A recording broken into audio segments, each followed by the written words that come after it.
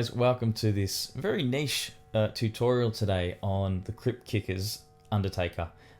They're not a super well-known band, certainly were only brought to my attention recently. I can't pretend to know all the bands that are out there, but thank you to Puro Psychobilly who brought it to my attention, one of the Patreon members, also frequents the Discord quite a bit.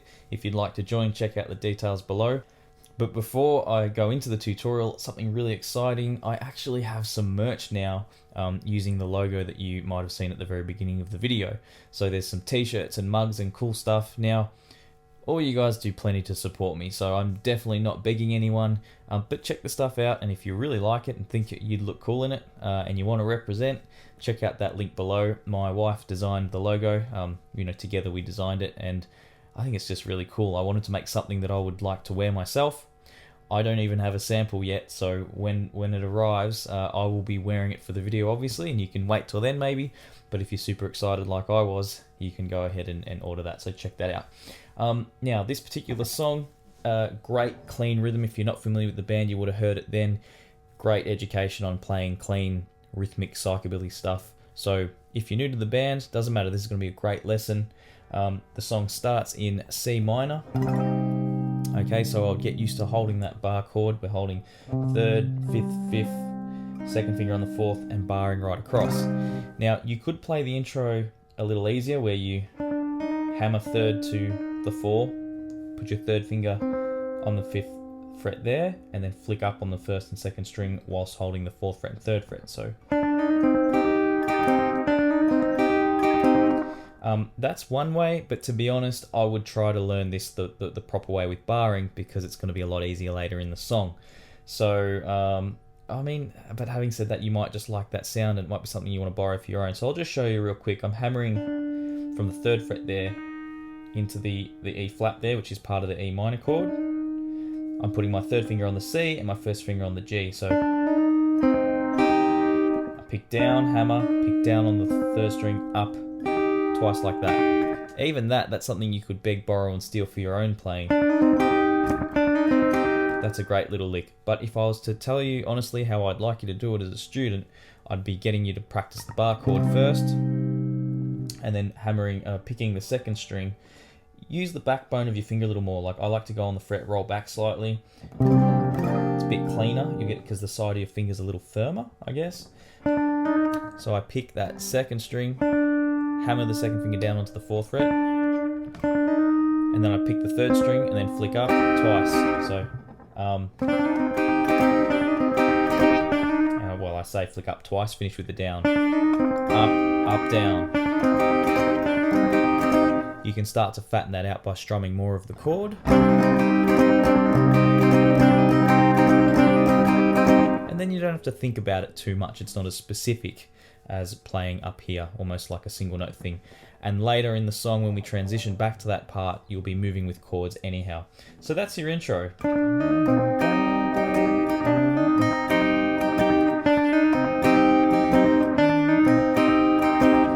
That goes for quite a while, a good while. So you'll have plenty of time to get good at that while you're playing it over and over again. The next part of the intro goes like this.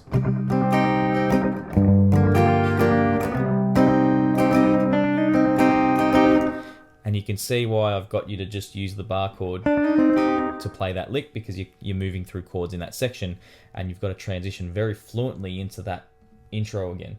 So what we do here, we play the C minor, we sort of strum. Now I have transcribed this for the Patreon members in a way that's very specific. Take it with a grain of salt, okay? If I was to play it literally how I've transcribed it in tab, it looks like this.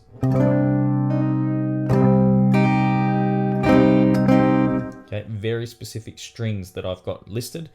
It doesn't have to be that specific, okay? Now, hammer that second finger. You don't have to strum it. It looks like that on the tab. The hammer, I either haven't done it or it hasn't come out on the tab there. So what I want you to do is play the bar chord, strum down, hammer this finger like that, and then hammer that. Okay, so have that up. That's how you get that sound. Oop. Then strum down again on sort of the bottom half of the chord from the fifth string. You don't have to do the whole chord again. You don't want to go you sort of want to go more. See that? Because it allows that note to sort of keep ringing without being struck again. Then we pick up, then we strum up and strum down, okay? Strum, up, down. Very important the way I use that right hand, okay? I always say to students, sometimes you get into little debates with students, they'll say, why do I have to strum down, why do I have to strum up? It's just about keeping a continuous rhythm. When I'm strumming down, 1 and 2 and 3 and 4.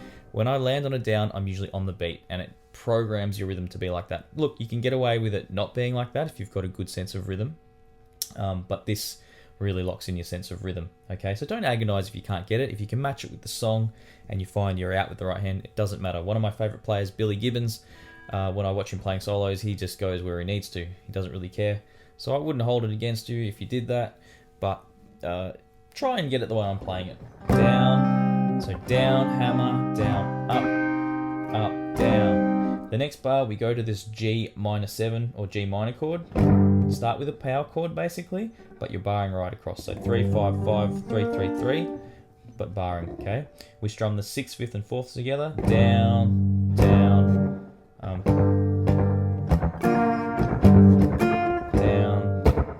Okay, so the way I've written that down, yeah, so we go down, up, relax your left hand, so we get this dead sound.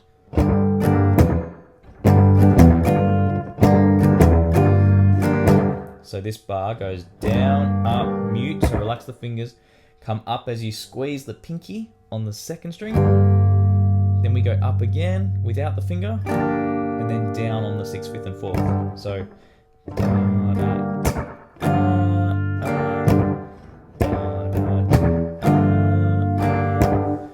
alright, so those two bars together.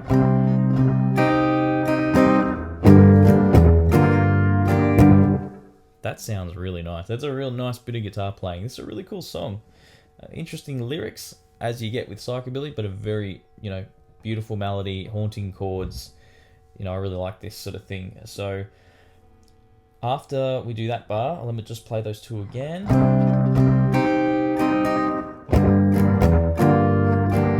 We go back to the C minor.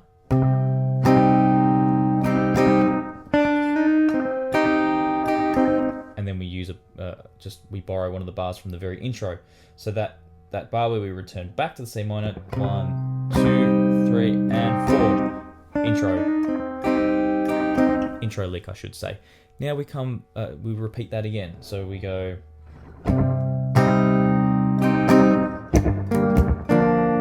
But this time we don't put the pinky here. We just. I actually lift the pinky from here, because we want those two notes, okay? So this is bar 9, from bar 9 on your transcription.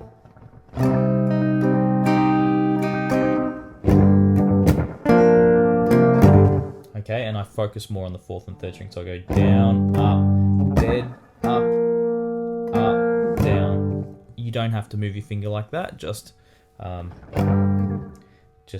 lift that pinky. Okay, and then I went to the single note style. Okay, so that's everything in the intro, and then we now move to the verse. I'll just play through that the second part of the intro, just at a nice slow speed. So.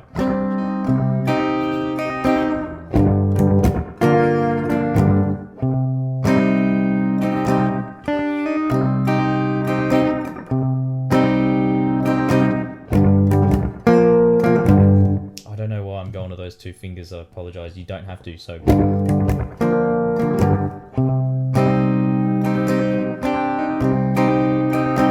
yeah, sorry, I shouldn't have interrupted that. But moving on to the verse, okay, we move up. Now when I did that little cover introduction there, I didn't quite nail everything. It's obviously good to, but as a teacher, I nearly always lean towards sort of saying, look, it doesn't have to be perfect, it has to be good, and you have to understand what that guitar player was trying to say and try and approximate that. accurately. Of course, sometimes it's great to learn in super detail because that will really advance your playing. But with this sort of stuff, it can be different every time that player plays it, and I don't think it's fair to have that expectation to match every single time because they didn't go into the studio and record it with this very specific thing in mind. They went into the studio and played it, okay? So, but what he was playing loosely in the verses, we come up to the C minor here, 8, 10, 10, 8, 8, 8. We pick down, strum down again, to up, down, up. So we go, it's the first bar of the verse, and then to going from the first bar into the second bar, 1, 2, 3, and 4, and 1, and 2, and 3, and 4. Okay, then, so that was all on the C minor. Then we move into the G minor.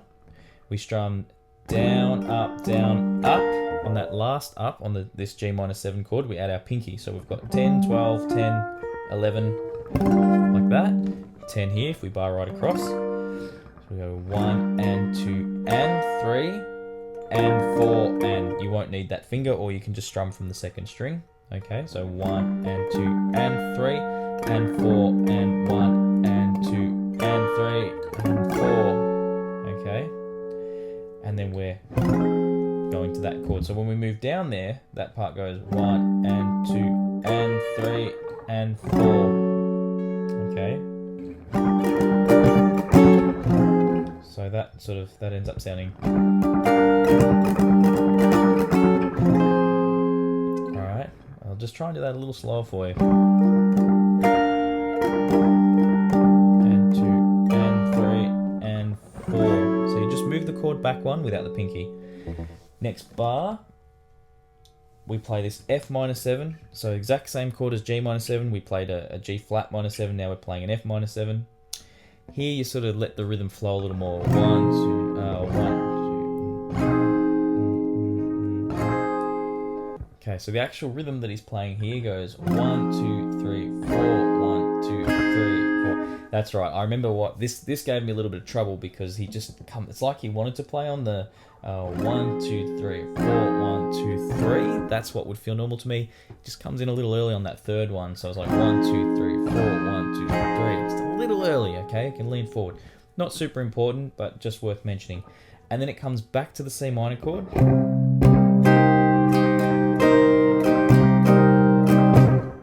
And he plays around a little bit with putting the pinky on the 11th fret, okay? What he specifically does, I think in the first verse, which I didn't do this exactly in the rhythm that I played before in the little intro.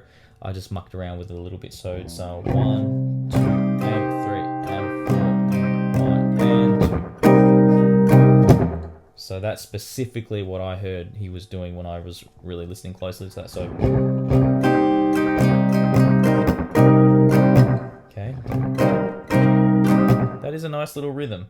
Okay, just pay attention, go back, look at that in slow-mo to see where I'm swinging up, because that's important. But again, if you've got that right hand going and you're throwing that pinky in where you like, I think that's totally okay. So what happens in the chorus? Okay, in the chorus we've got...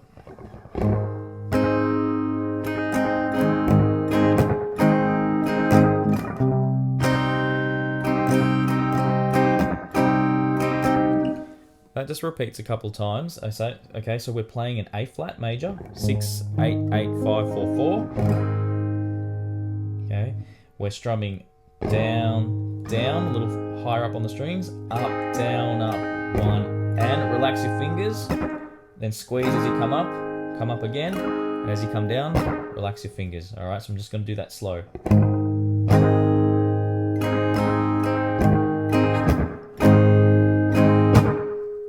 That rhythm is what you're going to do again now with the C minor.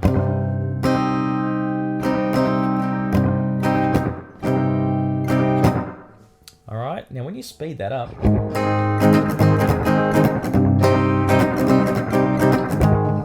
and believe it or not, Bo Diddley was one of the guys that made that kind of muted strumming really popular. So if you want to study a bit of Bo Diddley, it will definitely help you playing if you find this stuff particularly difficult.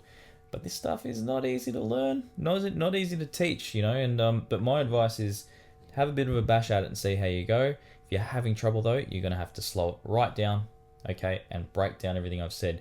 Really worth you getting the transcription, okay? Really worth for $2, $5, $10, $20 a month, whatever it is. I mean, how much is a guitar lesson? the transcriptions here are designed to help you with those moments if you're having a really hard time, because it's written down. You can really sit down and look at what's going on. Okay, so that's your chorus, pretty much all the way through until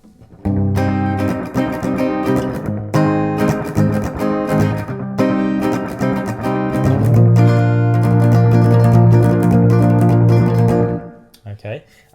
I should mention one thing. So I went to a B flat there, but you can actually mix that C minor chord up. He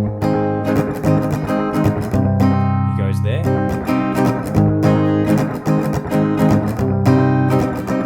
I think go up to the C minor here for the last one.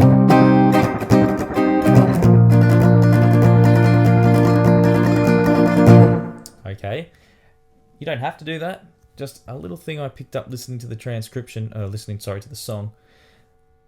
You wouldn't hear much if you were listening to a transcription, so to speak. But before he goes into that B flat chord, I'm pretty sure I noticed I could hear that high C there. So he obviously liked to mix things up, that guitar player. So I probably should have looked up his name. That's a bit slack of me. But guys, you know me. It's all about the music. It's all about what's going on. I'm not the historian or the knowledgeable guy. I've even probably made a fool of myself for not really doing my due diligence there. But hopefully you're learning plenty from this. Anyhow, so the B flat chord 6 8 8 7 6 6, and this rhythm that I'm doing, it's a triplet rhythm. Now, baby's asleep in the other room. If I was really going to be playing this to keep up that speed, I'd be just just really swinging the hand flat out. But even this guitar acoustically might get a little bit loud, so I'm behaving. But the way you practice this is you will literally say 1 2 3 1 2 3 1 2 3 1 2 3 1 2 3. Just keep doing that. You'll find that you emphasize upwards on the 1 every second time. So 1 2 3 1 2 3 1 2 3 1 2 3. And then if you speed that up, it'll end up. And I like to emphasize every second one a little bit. 1 and 3 1 and 3 1 and 3. Every second lot of 3. So 1 and 3 4 5 6 1 and 3 4 5 6. You get the idea. Or else you can even just go. Just do them as what we call quavers. Okay, 1 and 2 and 3. All night long. Okay, and then we're back to the thing, the intro or bridge at that point, or like, I don't know, what would you call that? The bit that goes in between as well. So that's everything, guys. There's hopefully there's enough detail there in all the little rhythms, and I've shown you how to play the chords, and hopefully you can really get something out of that. Thank you for watching. Stay tuned. I'll put out the video on the very first guitar solo in the song. I'd love to do all 3 of them, but time is limited, so I thought I'd just pick the first one. And I'll definitely give you some tips on what scale he's using and how you can build your own solo in a similar way over, particularly in a psychobilly genre context. So thanks for watching, guys. Check out the Patreon, check out the link to the merch, and I'll see you in the next video.